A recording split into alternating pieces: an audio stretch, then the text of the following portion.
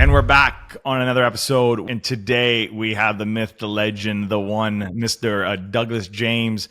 So happy to have you here. I know that we've crossed paths a couple times to get to this show. You were telling me before the show you just came back from LA. So I want to say appreciate you early morning being here with us. How are we doing today, Doug? I'm excellent, Kayvon. Thank you so much for having me, brother. Yeah, I really, really appreciate it. Can't wait to get in because I know you have so much to share and give here. Just for those that are listening, tell us, who is Douglas James? Yeah, man. So I'm married, 2 beautiful daughters. Got to start with that. A man of faith, and served 10 years active duty, in the Navy, United States Navy. I eventually found digital marketing. Realized I didn't want to be in the Navy for 20, 30 years, and started to make a lot of money, right? I started to work with a lot of local businesses, help them generate leads, got really good at running ads. After about 6 months, I was making my annual salary that the military was paying me on the monthly basis. That got the attention of a lot of active duty, guys that I was working with. So they were coming up to me, hey, how do you do this? How do you make money? And so I just got into coaching, and I end up helping over 10,000 active duty members transition into the online space. We scaled that company up to over 100 million in revenue, helped a lot of people, did a lot of good. And now I, am building a company called LeadFi, which is a software that helps business owners identify real-time buying power when somebody opts into your funnel, your marketing. You basically know their exact credit score, their income, how much they can spend on the credit cards, all that stuff. So we're focused on that now. But I just love disruptive technology.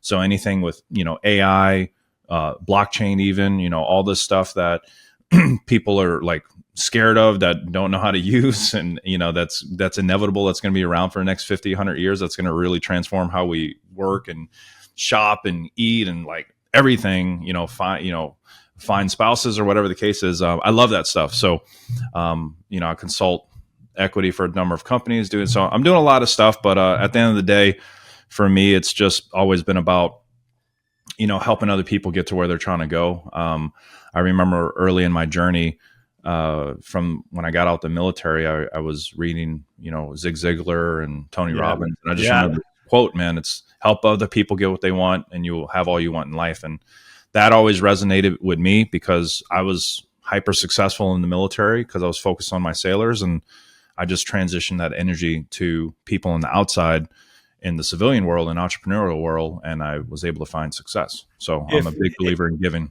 If only it was all that easy, though. So I want to really deep dive in here. Yeah. And if we go back, you're in the Navy again. Obviously, thank you for that service. Let me ask you this: what was it? You said that you found digital marketing. How did you find digital marketing? Yeah, good question. I legitimately was just, let me tell you this story. So it was 2014, 2015, somewhere around there. The data. It's probably late 2014. I get back from a deployment. I was in Papua New Guinea, Fiji, and the Philippines. It was a humanitarian mission. We were literally building schools for kids out there, right? And it's still to this day, it's some of the best work that I've ever experienced or done as a human being, right? Over there, it's very rural. You go there, people don't have clothes, shoes, or just the, kind of modern things that we're used to. So I remember the last day I think it was Rojas City. We were in a super rural part of Philippines. And, I'm a corpsman, or was a corpsman, and I work with the Seabees. The Seabees are the construction battalion. So if they, anything that needs to be built, they build it, and I go to make sure they don't hurt themselves or take care of them if they hurt themselves. So I remember we were going up this hill, this really high hill, and we're carrying boxes of crayons, coloring books, stuff for the kids. And we get up to the top, and we didn't see a kid the whole few weeks we were there. And we get up there, dude, and there's literally hundreds of kids, and they just ran up to us, hugged our legs, saying, thank you, USA, USA. It was, I remember it clear as day as yesterday. And I just remember it just feeling this super euphoric feeling of what it feels like to do amazing for someone else. And I've had validation and feedback from people over the years, but to actually see it in the eyes of kids, I was like, holy crap, so it really shifted my way of thinking at that point, because I was in the Navy at that point for only 5 years, and I had just made E6. So if for those that aren't familiar, E6 is like a high level supervisory position in the U.S. military. Like I can be in charge of hundreds of people, and I made E6 in 5 years when it takes the average person 12 years. So that goes to show you like how much of a like go-getter I was, right? Yeah. To keep it short. But I felt like I did all I wanted to do in the military, and then having this experience with the kids, I was like, man, how do I do more cool shit like this, but not just with my time, but monetarily, so I can have a bigger impact. So those kinds of like shifts were happening in my mind, and I wanted to have a family too. I wanted to have kids, right? So I get back from that deployment. My girlfriend Sonia was waiting for me, which is my wife now. We solidified our relationship, eventually got married, had 2 beautiful daughters. But when I got back, I immediately started to Google and search things. I'm like, dude, how do I, make money online? How do I fire my boss? How to kill my job? Dude, so I was like searching things that a lot of people search that when they're lost and tired of their job and like, sick of the rat race, right? I was doing all of that. And that kind of landed me on finding search engine optimization. SEO, right? You would go to Google, you see the ads at the top of the search. You're like, why are these businesses here? Right. And why do I want to click them before anything else? Because they're at the top. Yeah. So I found a guy on YouTube talking about SEO and how he's making all this money. And so I started just to learn from him. And this is back in 2014. Yeah. Like just like the I call it the second wave. Like there was that first, well, there was like the 3 waves, but like the first wave is like the early 2000s when, it was what it was. And then I find like the 2008 was a wave. And then 2013 to about 16 was another wave. So you got in like early and you saw what was going on. I want to just go, I think it's super important because what I'm hearing from the story, like something really changed on that trip. Like something really changed in you, perspective. It was almost like you had like an internal, external transformation. Can we talk about that? Because I believe your business is a direct reflection of who you are on the inside. And if you're confused and scared and lost on the inside, your business is going to be confused, lost on the outside. So for you, it seems like something really clicked. Yeah, man. It's an interesting point to point out there. So, this kind of dates back probably a lot further than even that short story. I'm not going to go too deep on this, but I came from a childhood that was pretty chaotic. I kind of experienced things that really no children should ever experience. And I have 2 beautiful daughters. So, if you're a parent, you have kids, right? Yeah, I got 2 girls myself. I get it. Yeah, dude. So your kids, like they're sponges. Their daddy's Superman. Like anything he does or mommy does, it's like gold. They take it as truth. And I saw things growing up that I should never see. So I now have like an example of what not to be of a parent. So I want to pour the best I can into my kids. But what I found, through that experience of trauma, going to bed, not knowing if I'm going to eat, physical, verbal abuse. It was just all the things you can probably imagine, to be honest with you. But I ran away from home at like 16 years old, because I was fed up with that lifestyle, and that eventually got me into the military because it was either that, go to college when I was like a 1.4 GPA high school student, or actually, I got caught shoplifting at Target at a young age too. So, and I did go to jail for like a night, and it was horrible. It was either that jail or like homeless, so go to the military, So I found what I was doing though, is I was like burying my head in the ground like an ostrich and just focusing on success. Like that's all that mattered to me. Like be great, do good, and everything else will figure itself out. And that worked for a good amount of time. And a lot of entrepreneurs do that, but what I found, at least from my experience and a lot of people that I talk to, they're usually running from something. Like, what is it you're running from? Right. And for me, I was like running from dealing with those memories and that trauma that cooped up over all those years, and, I hit the high rank in the military. I made a bunch of money, helped a lot of people, did a lot of good, married my beautiful wife, had 2 daughters, created a 9-figure company, on my way to my second 9-figure company, doing all these things. But what I realized is success doesn't silence your soul, right? Yeah. You have to address those internal things that are haunting you. So I had to, at one point, turn around and look back and say, hey, I'm not going to allow this to live rent free in my brain anymore.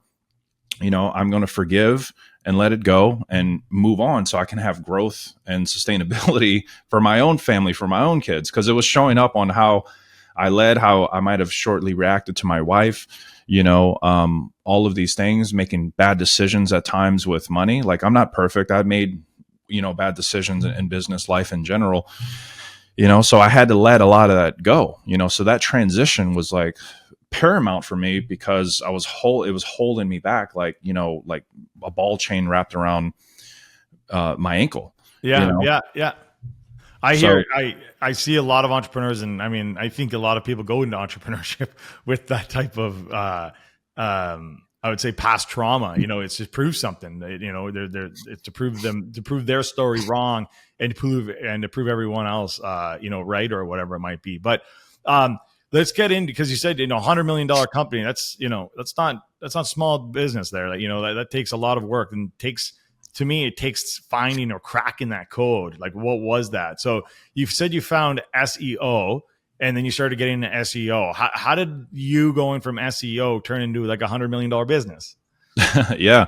So SEO allowed me within about 5 months to replace my annual salary in the military on the monthly basis. I was making around 50 grand a month. Okay, but doing what? Because I want to be very, for people that are listening, like, what does that even mean? Like, so what I would do, I was helping local businesses get ranked high on Google. But specifically what I was doing, so that's like the overarching, but what I would do is I would create these micro websites, like in the small cities. So like, I live in San Diego. In San Diego, there's these sub-cities, Escondido, Chula Vista, Encinitas, and they all have maybe 100 to 300,000 people population. So instead of ranking for San Diego, I want to rank for Escondido. There's only 200,000 people there, so I can get a site ranked super quick for a carpet cleaning company or a dentist or something, because nobody's going after it. Everyone wants San Diego, right? They're forgetting about the micro cities. So I would get a site ranked, my own site ranked within like 30 days, sometimes a week. Number one for dental, carpet cleaning, auto detail, limousine company. And then I would just basically I would target a business owner. I would get their personal contact information. A lot of it lived online on Google. A lot of these mom and pop businesses, like, they'll put their personal contact like on the website. Back in 2015, it was super easy. Or you can use a tool like Sales Genie and pay 50 cents and get their phone number anyway, their cell phone.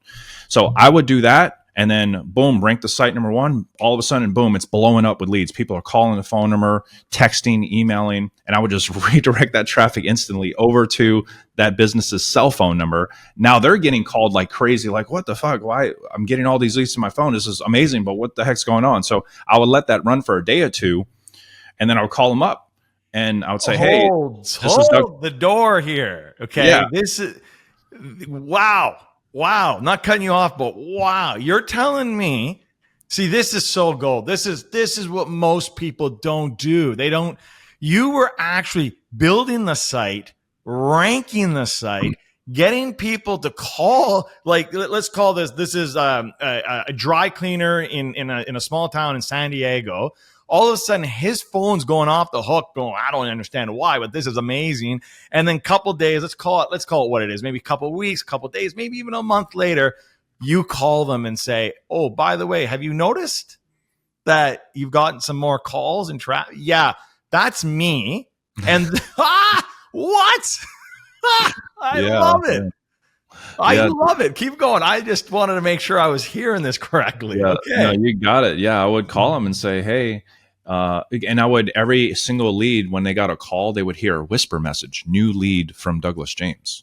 And then the person started talking, right? So they kept hearing Douglas James when they picked up the phone. So what? Yeah. So when I do that, it's through the call software that I was using. You can do a whisper message. Hey, new lead from Douglas James, press 1 to receive. Right. So they would click 1 and then instantly be connected to the person that was calling my website or limousine party bus Yeah. services. Whatever it might be. Yeah. Yeah. Yeah. Yeah. And then I would say, hey, this is Douglas James. How's those leads been working out the last couple of days? And it'd be like, dude, this is amazing. We got to sign up. Like, well, I don't know you, but I love you. Like, Yeah.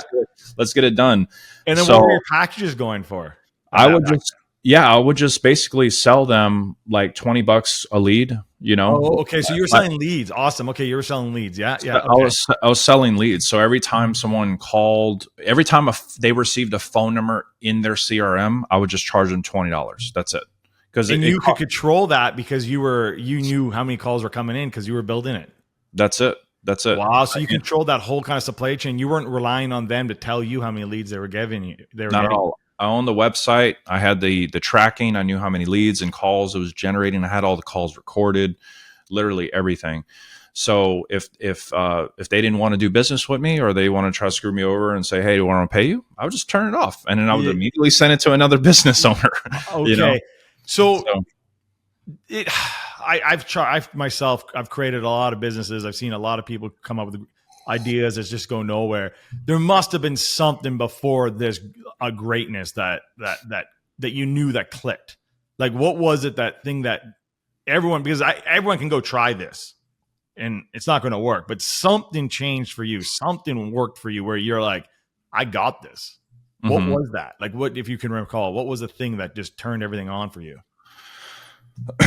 I had super fast success with that. And I mean, what clicked and solidified it in my brain was the first dollar I ever received. You know, I remember getting a check for like $7,000 because my first deal was actually, it was a big deal, and they actually negotiated. I eventually settled in on like $20 to $30 a lead, but they wanted to do performance, and it was actually better for me because they gave me a third of their net margin. Right. And I remember my first check that they ever cut me was for like $7,000. And I was like, holy crap, this works, you know? And I took my wife, or my girlfriend at the time, which is my wife now, out to dinner. We celebrated and we did it up, the wine, everything. Yeah. You know? And, yeah, man. And that's when I'm like, this is it. Because I have a mentor. His name's Dr. Jeff Spencer. He was an Olympian, and he trained like 40 gold Olympians as well. And he was with Lance Armstrong through like all 9 Tour de France's.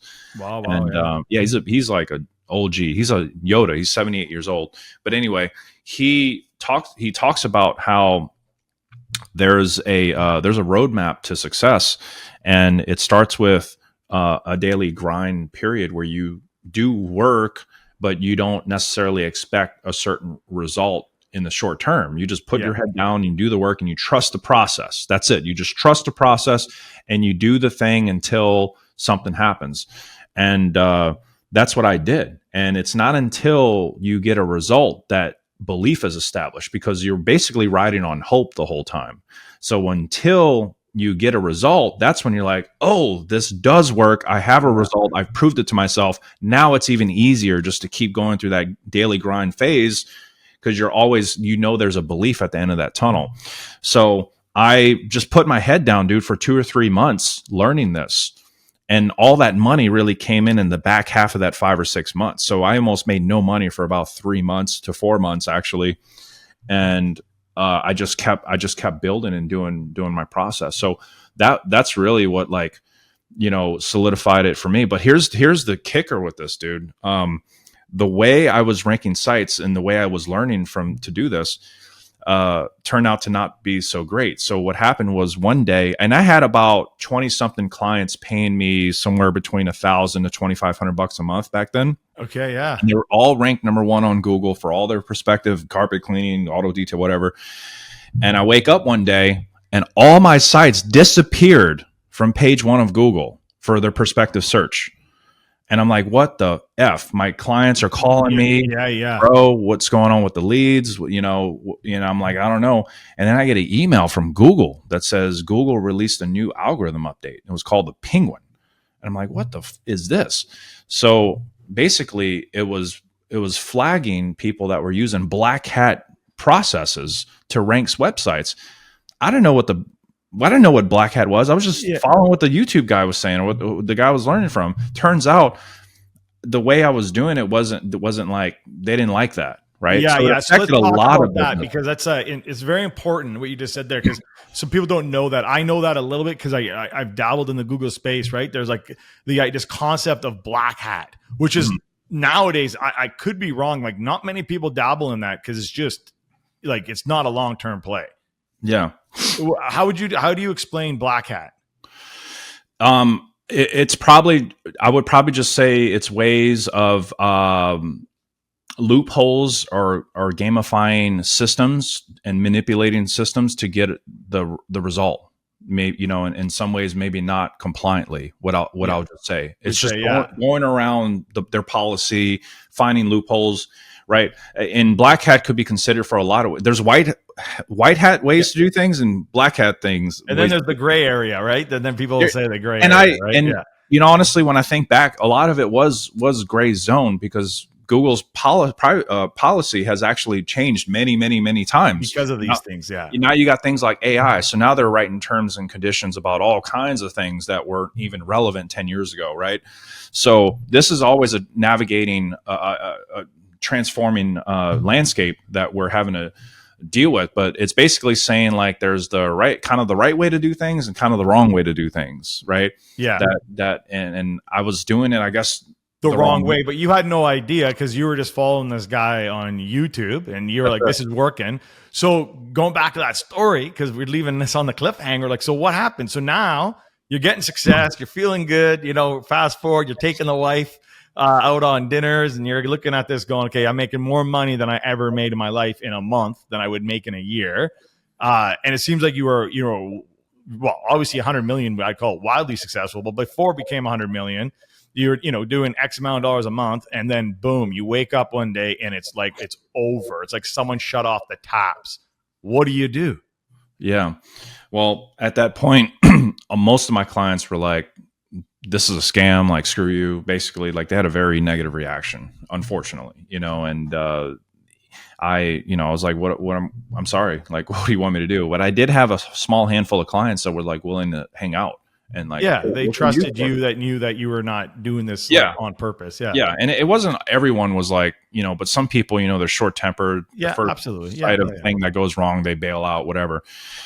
I had like 5 or so clients that were like sticking around. So I was like, look, I'm going to learn Google ads and Facebook ads. Like, cause I would go on Facebook and I would see the little, sponsored ad. And I'm like, okay, that's something there. Okay. I'll go on Google. I see the sites rank at the top. Let me figure out how to do that.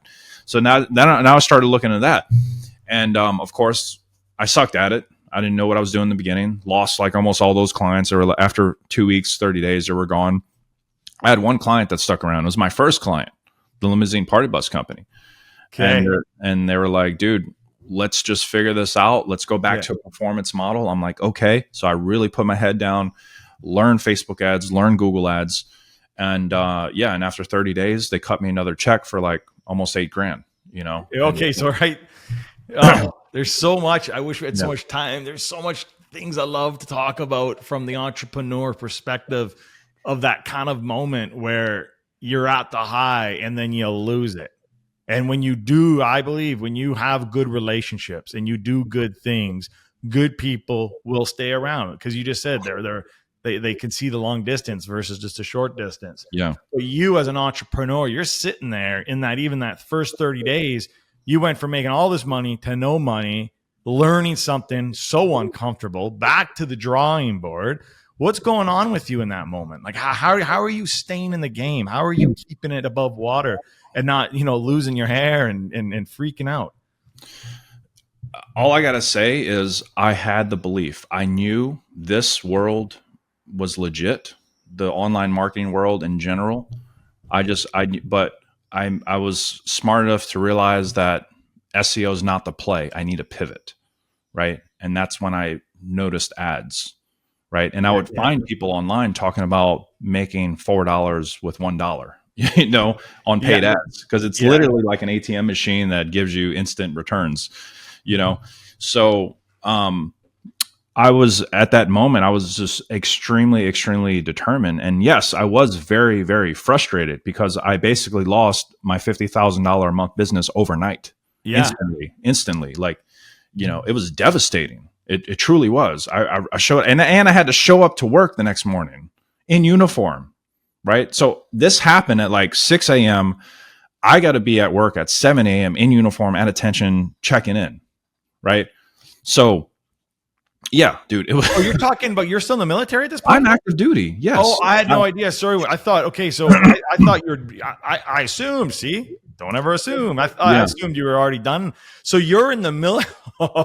I'm not laughing. Yeah.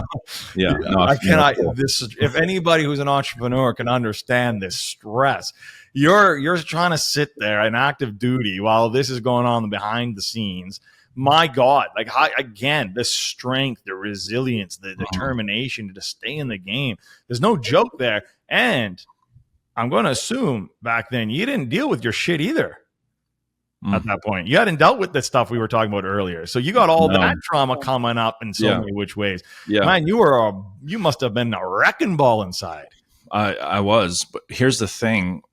The success and drive to figure out business buried the trauma. So that was a good thing. Sure. It capped it. So that was good, but I was very much like, dude, I was a wreck. I was at lunch. I was taking 2-hour lunches. I was going to meet clients during lunch, changing out of uniform, getting into street clothes. You know, sometimes showing up late to work and leaving early, you know, like I was doing, my superiors in the military didn't make my life transition easy either. Right. And I did not give them a good reason to take it easy on me either. So, but I was still active duty for 4 years doing this before I actually got out, you know. So I was making, like, by the time I got out, I was making already a couple $100,000 a month when I got out the military. Wow. Yeah. Well, I mean, that's not going to make those superiors happy either, right? There's got to be a little jealousy there. And then you're not also doing the rule, you know, going against the rules. That must have been very challenging. So what happened going back? This is wild. I love what a great story. So going back, everything falls apart. You then figure out, you looked at, again, being foresight, seeing the future. You see ads, you see the Google ads, you start learning it, you start growing it. And you're telling me it was only 30 days. Literally, it was only 30 days later. You're right back at your first $8,000 check again.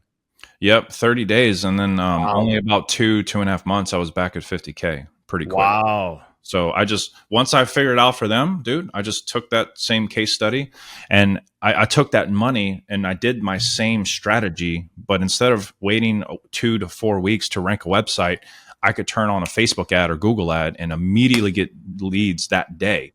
So I just took the same websites that I made, which were just basically one-page funnels, right? Yeah. And I would just run traffic to them and start getting calls again instantly. The same pages that you had. To the same pages that were already on Google. They were just on page 20 of Google. Exactly. So instead of relying on Google to send you the traffic, you're just paying the traffic to go there anyways. That's it, you know? Yeah. And then phone numbers started bringing again. And then all the clients came back. Some didn't, but most of them came back. And then I got even more clients back. So I got the 50K like within like 2 months. And then that grew to 6 figures pretty quickly after that. And then how did that company, because that's kind of a agency service company, right? How does that company grow to $100 million?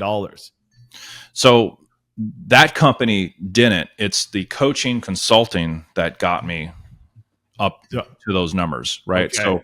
So basically, you know, I was not quiet about making money when I was in the military. I was telling my colleagues and friends that I was, you know, serving with, I bought like a $200,000 Mercedes. Well, how can you not really? Yeah. How do you, I got to say it, like, even me, like, how do you not, when you're surrounded with that type of mindset, and I'm not saying it in a rude way, but there is a certain type of mindset of someone who's making 80, 100, 120K versus someone who's making $1 million a year. And you know that there comes a different mindset there. How do you not want and a person like you who wants to help people, and you're seeing them struggle and you're seeing them in this mindset that doesn't serve them? How do you not flaunt it in a way and tell them that you can help them and show them? I mean, that's what I did with my agency too. I try to help all my friends that are stuck at that 6 figures and like, hey, like, come over here and you'll make a couple 6 figures from working from home.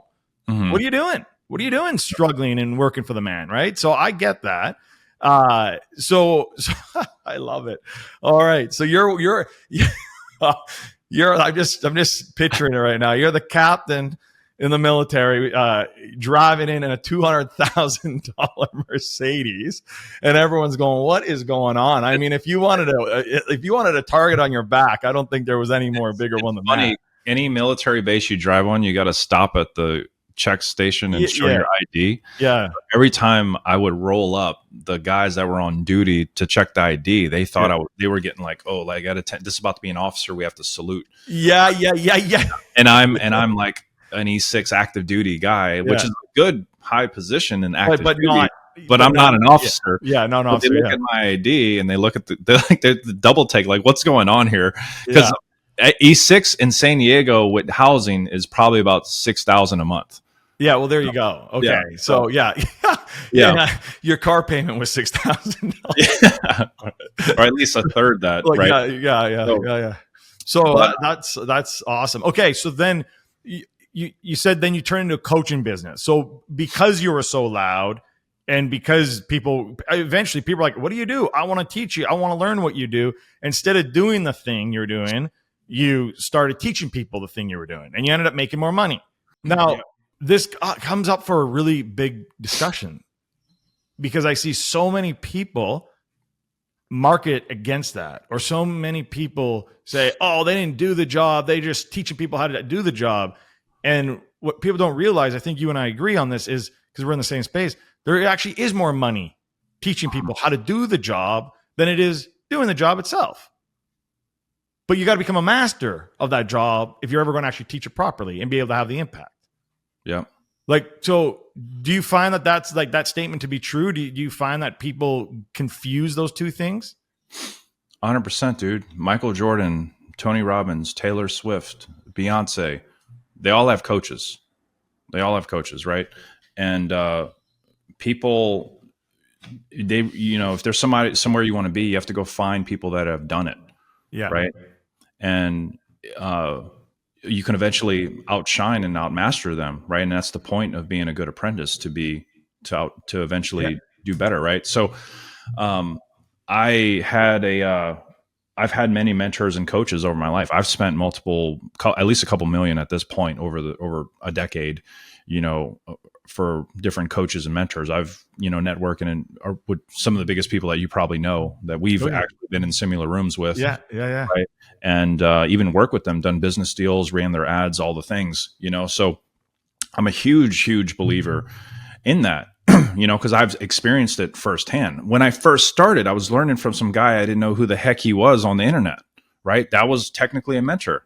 Right. Yeah, absolutely. Yeah. So, but I think what people like, if I didn't have the story I had for you the last 30 minutes and I just came here and I said I did 100 million in coaching, you'd be like, oh, you're one of those guys that coach people to do the thing that you didn't actually do. It's like, no, I actually did the thing. You did it. Yeah. Actually did the thing. And now I legitimately taught people. Right. So that's the difference. And what happens is in our industry, the internet marketing space, coaching industry, there's a lot of bad actors, fly-by marketers. I've been around for 10, 11 years. You've been around for a long time. Yeah, You've probably seen a lot of these kids that come in and make it a couple million and you never see them again. Or you might see them pop up a few years later and they got the next thing that they're trying to sell. Yeah. Right. But, the market has been hit for over a decade now hard with Facebook ads. Yeah. Right. So buyers are way more sophisticated. They know what's going on. They know what an ad is. So you really need to build trust rapport fast, and you better be genuine, because if not, you're going to have a high cost per lead, high cost per call, right? Yeah, it's going to be, I think we live in this world too, where people just don't trust anymore. So not only is it being genuine, is the amount of trust. They're very aware, and they have to, and there's so much trust and credibility that goes into it, and authority that goes into it to be successful. Again, you and I would both agree, this isn't 2017, 2018. 2017, 18, we blew up a company at 38 million in 18 months. Mm-hmm. You're not doing that today the way we did it back then. It's just not going to happen, right? Yeah. So I totally get that. So then now you have the coaching company. So you figured out, man, there's so much nuance in the story, which I absolutely just love. And the fact that you did the job before you got paid, I just want everybody to understand that you did the work without even knowing you were going to get paid.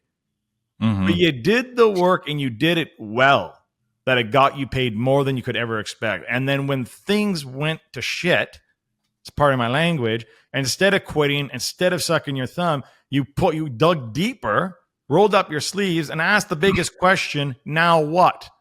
What do I do? Where do I go? You sound like you figured that out pretty quickly.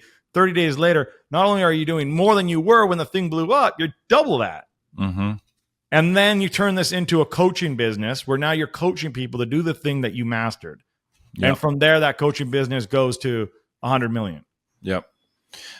What was it in the coaching business? Because a lot of people have coaching businesses that can't even get it to, 6 figures a year, let alone 100 million, What was it that changed for you there, or connected, or just the thing that took it off, or you said, I finally found the formula?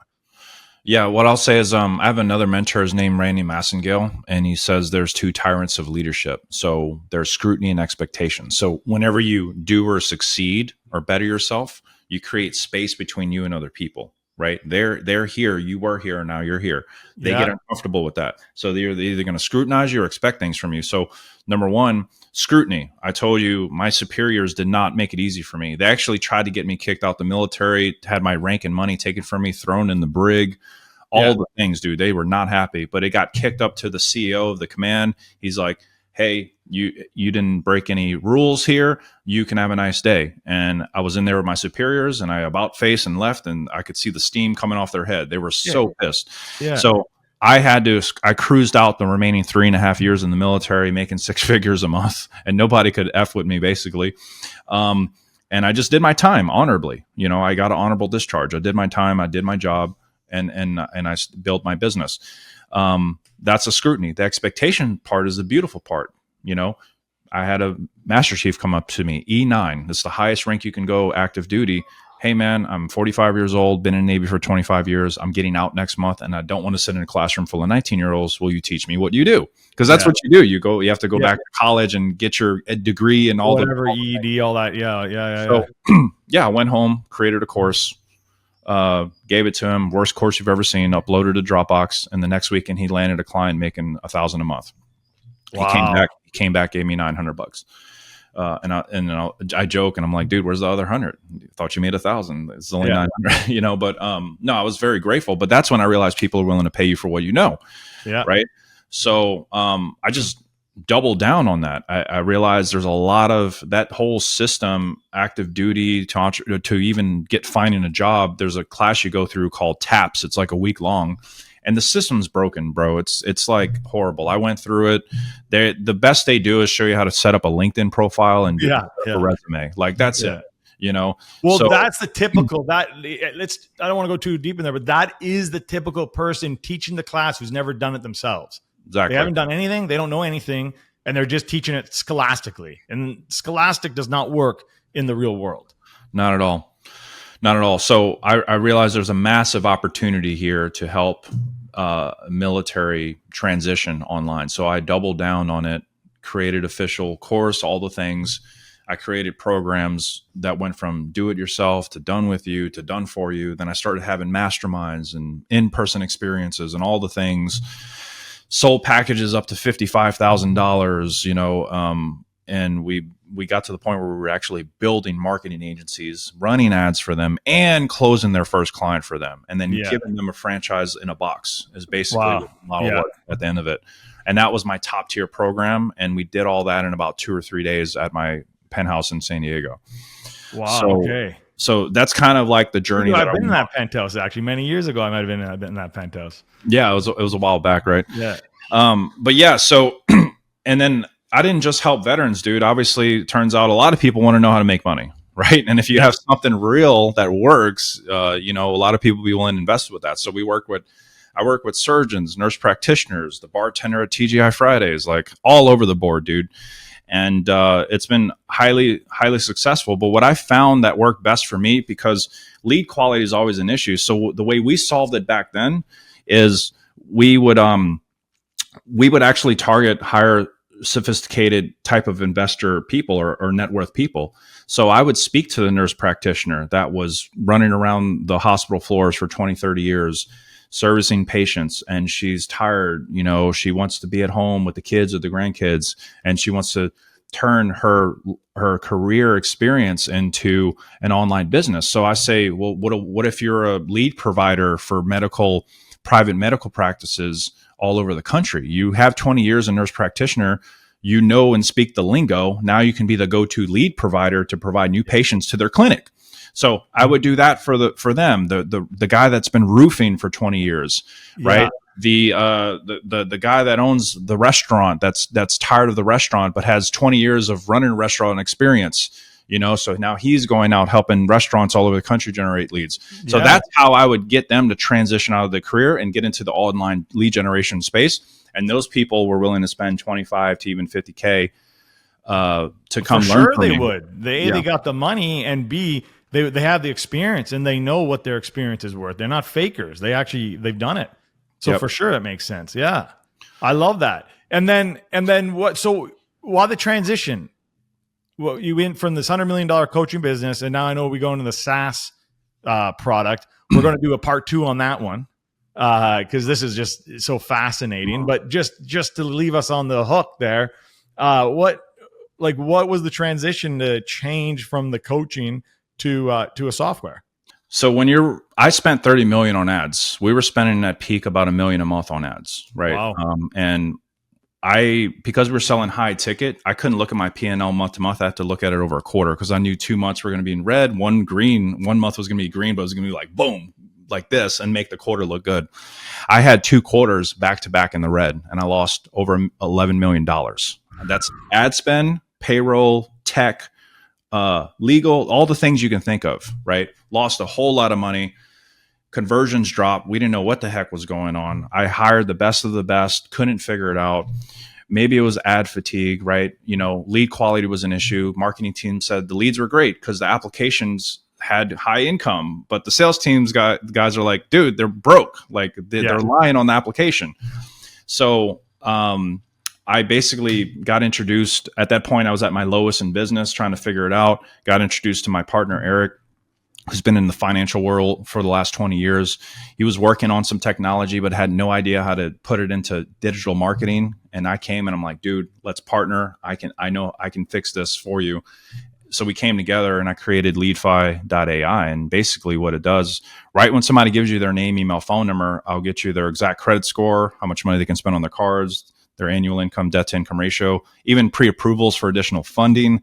And I can also get like all their assets. So 401k, IRAs, real estate, stocks, bonds, CDs, ETFs, like everything, dude. So now, without a shadow of a doubt, if they're financially capable or not. You can inject it into your sales process, how you run your ads online. It's beautiful now. Yeah, it is. And I know a little bit about it because we discussed it, but I definitely want to go deeper into it for you on part 2, if we may. I'll ask you this one last question as we come to an end, because the resilience, the determination you had, I love the entrepreneurship of like getting the job done before they even pay you. Someone is sitting there and they're listening right now, and maybe their business isn't working, or they're on the cusp. If you remember, the cusp of giving up what is comfortable to go in the abyss of the unknown for a better life. What would you say to them? Man, so what comes to mind is this quote from Virginia Satir. She's like a legendary author. And the quote is, most people choose the certainty of misery to the misery of uncertainty. So yeah, that hits. I get goosebumps every time I hear it. So picture this. There's 2 doors, right? Door number 1, the life as you know it. Same job, same career, same business, whatever it is. You're not happy. You're not fulfilled, right? The same car, all the same stuff, right? 99% of people will go through door number 1 because they're certain of what they're going to get, but they're miserable there, or unhappy, or not fulfilled, right? And that's very unfortunate. Door number 2, it's all your goals, dreams, aspirations are behind that door. Everything that you want, a better business, multiple locations, scaled, the white picket fence, the new house, the better education system for your kids. All the things are there. but it's hard to step through that door because you're not 100% sure, like, wow, that's going to play out. It seems super high risky, and it's a miserable feeling to go through that and take that risk. But I got to tell you, man, every single multimillionaire, billionaire that I ever met, I always ask them, hey, door number one, door number two. They're door number two all day. Yeah. And I, even Damon John, had a conversation with him.